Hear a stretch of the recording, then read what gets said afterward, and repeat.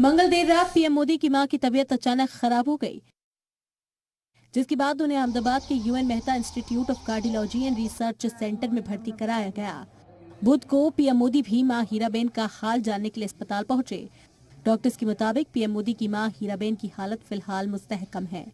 Congress MP Rahul Gandhi ने PM Modi की वालदा के जल्द से जल्द सेहतयाब होने की दुआ की है। कांग्रेस की जनरल सेक्रेटरी प्रियंका गांधी वाड्रा ने भी ट्वीट कर लिखा है कि इस मुश्किल की घड़ी में वो पीएम मोदी के साथ हैं।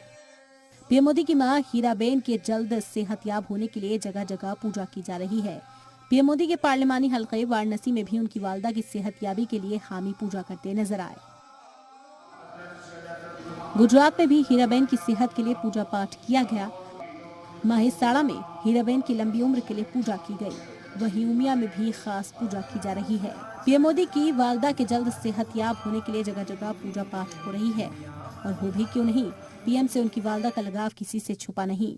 वो जब भी गुजरात जाते हैं, मसरूफियत के बाद भी अपनी वालदा से मुलाकात करना नहीं भूलते। ब्यूरो रिपोर्ट, जी मीडिया।